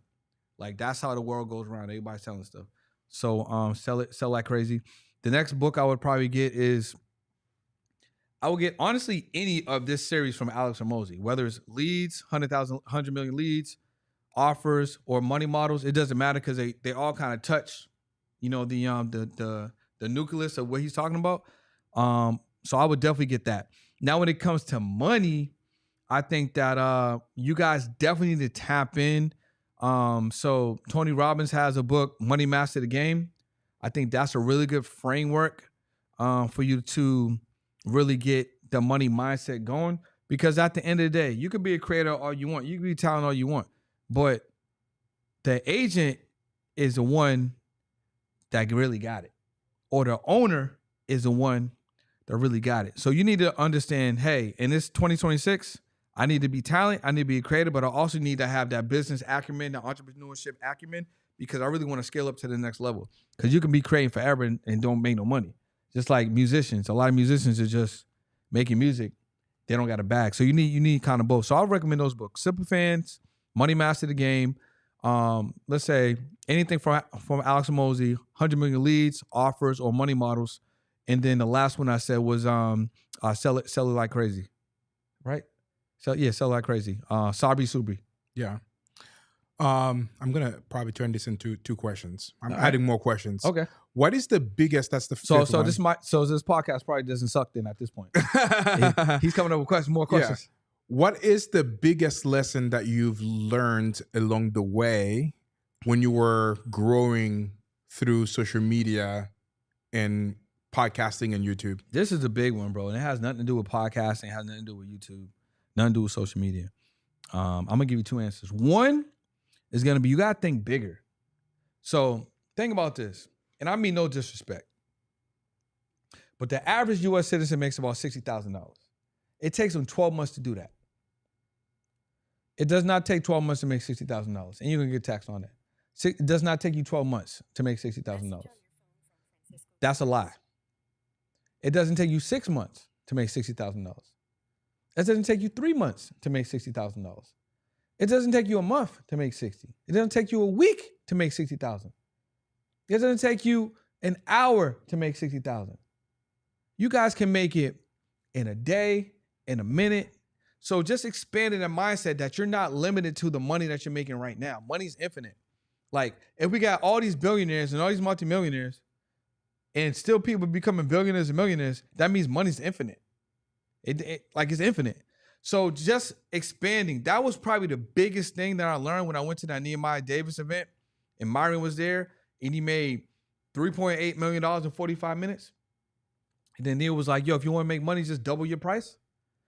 The limitations are all in your mind. If you think that you need to work 40 hours for 12 months and take one holiday a month and take one vacation a month and just get off on holidays for you to bring in 60,000, you're mistaken. It's no disrespect. You just bought into a lie. So that's number one. Because I bought into that same lie at some point. Somebody had to open up my eyes. Right? So that's number one. Number one is really understanding that the limitations that we have were pressed upon us, given to us, and you're just acting in accordance with someone else's design. So you need to break from that programming. The second thing was identity, bro. This one's a tough one because if we want to be 8-figure earners, right? We can make that decision today. We can get a book, we can get a coach, we can get a mentor, we can watch YouTubes, and there's a path already laid out. We just have to do it. The biggest thing that's separating us from doing that is our previous identity. Because if you see yourself like a certain way, or if you handle yourself like a certain way, you're going to get what that result is going to give you. The 8-figure earner is acting like an 8-figure earner. So you don't have to be an 8-figure earner to be an 8-figure earner. You can act like an 8-figure earner right now, and that makes you an 8-figure earner. The result is the 8 figures. So if you want to be crazy in the gym, fit, lose weight, muscles, whatever, you just have to do the training. The result of that is how you look. Hey, 12 months, you're going to look like this. 8 weeks, you're going to look like this. This 4-month program is over, you're going to look like this. You just got to follow. You got to follow the man. You got to follow the meal plan. Show up at the gym, do the workouts, put in that work, but you got to strip away that identity that's keeping you where you're at. So those two things, bro. Those are probably the biggest lessons. And identity, the thing is this, identity and then mindset, these are things that are going to be consistent throughout your life. I mean, you could rest on your laurels at some point if you just want to chill, or hey, my goal is really $250,000. So if that's what you want, then there's nothing wrong with that. I'm just saying, whatever you want is already been done. People are already doing it. So there's a path for you to get there. But what's stopping you is one, your mindset. And then when the other thing that's limiting you is your view on yourself, which is your identity. Yeah. Boom. Last question before we close the podcast today. What was the biggest failure that you had as you were growing your social media? Mm-hmm. And how did you overcome that? What is the lesson that you can teach somebody right now watching this from that? So my biggest L on social media was, I guess I got two, but essentially the same thing. I got scammed too. So my biggest L was, I used a sub agent to help me get some guests on a show. And that sub agency, because I didn't have that relationship. So sometimes I collaborate, to get guests on shows. So that sub agent, he basically scammed me. He took the bread. He didn't deliver the shows. So what happened was, it was $45,000, between all the guests I was getting on the show. that $45,000, I had to pay it back while I'm fighting this dude to get the money back that he took. So really I'm down 90, right? Because I got to pay these people back and I got to get my money back. So that's one of the biggest L's. Why? Because something like that could derail someone from being productive. But what did I say earlier? You got to find the lessons. That lesson I'm sharing with you guys right now. It happened to me. That doesn't mean I'm high or low because it happened. It means I'm resilient because I'm still here to tell the story. So understanding that the money's not even a big thing. You can lose money. You could say, hey, I spent money on this car and this car ended up being a lemon. That might have been a scam. I mean, maybe you spent $5,000 on food this month. Maybe that's your scam. At the end of the day, the money's going to go. The integral part is me making the clients whole, keeping my relationships, sacrificing the income that I would have generated that month and putting myself in a hole because I need to make my clients whole while I'm still driving the ship and generating revenue. So that was probably the biggest lesson that I learned through social in terms of taking an L, but being able to navigate through it. If I need to add another thing in there, this wasn't what I was going to share because it has nothing to do with like taking a financial L, but I would say creating a team and a structure. So if you have at least one person that you can put into your business, maybe this is an operator or this is someone that helps you create your SOPs and keeps your structure, that's going to put you in a great position because once you're able to build some level of a system, it's going to be way easier for you to generate leads, book calls, closes sales, or if you got a product that's not dependent on you providing service and they just go to the website and then purchase it, or that service is provided independent of you, you have a system that can deliver that process and it's not 100% dependent on you. I think that's huge. So for a while, that was my biggest bottleneck. Yeah. So I think those two things. Awesome. So you have the Podcast to Cash tour coming up starting in January. Yep. You're going to be hitting a bunch of really big cities and hosting events and doing that. For people that might be interested in that, can you share a little bit about what is it? Yep. What are some of the things that they're going to be able to take away from that and how they can get tickets? 100%. So if you guys want tickets, head over to the podcasttocashtour.com. Spell it out. Podcasttocashtour.com. And any ticket, $99 level and up, you get to bring a guest. So that means the ticket is essentially half price. So if you just need to get in the room, there's a $49 ticket. But any ticket from $99 up, you get to bring a guest. So I'm making it extremely easy for you guys. And then as far as what you're going to learn is, I got my guy Trevor Calais. He's gonna be coming through helping veterans. So if you've been a veteran and you want to learn how to get started in business, post service, he's gonna have the information for you. I'm gonna have my guy Nestor Rodriguez. If you want to know more about the health and wellness space, maybe TRT, maybe peptides, maybe how to get started in the business, he's gonna be there giving that game. If you are in the real estate space and you're a buyer or a seller's agent, and you want to know how to create a vertical integrated offer and process so you can make more money and close more deals, my guy John is going to be there giving that game. And I got a host of other special guests that's going to be popping in here and there. But I definitely got to make sure that you guys tap into my guy Charles Noonan, who's going to be teaching you how to acquire property in the state of Florida for under $2,000. And then how to take that property and flip that property to make $10,000 or develop that property or turn that property to an Airbnb. And as a bonus, I'm just there. And I'm going to teach you how to leverage podcasting as a tool so you can monetize or attach it to your current business so you can make more money. Podcasttocashtour.com. Grab a ticket, at least $99. Bring a friend. Let's go crazy. And all 2026 is what we got going on. And you forgot to mention it's podcasttocashtour.com /Evotion I'm joking. You know, that affiliate that you were talking I about. give you affiliate link. But see, so it'd be podcastacasttour.com.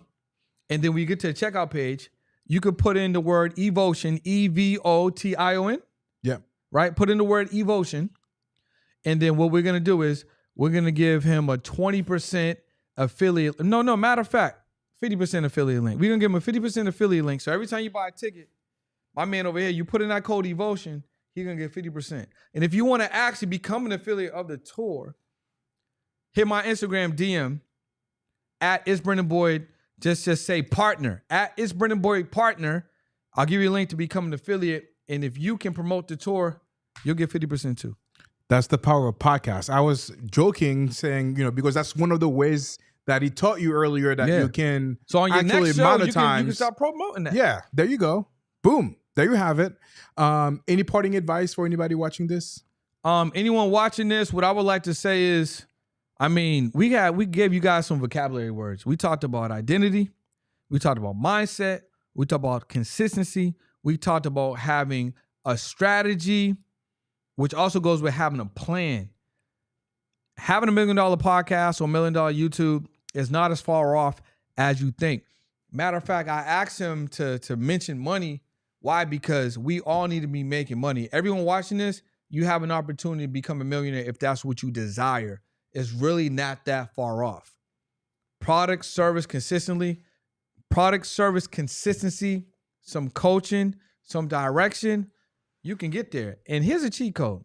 If you're in a relationship, you can get there faster. If you got a brother or sister, you can get there faster. If you got somebody that can be on your team, it can be down with you, you guys can get there faster because 2 heads are better than 1, 4 eyes are better than 2, and then 2 people with that energy going in the same direction, crazy. Yeah.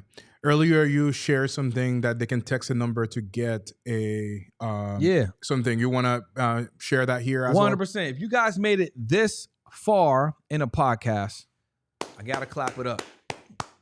It up. It's been some time, but I'm clapping up because I want to congratulate you because most people never make it this far, but you have. So that means you're really serious about growing and scaling, going to the next level. So what I want you to do right now, I have a free training I want to give you.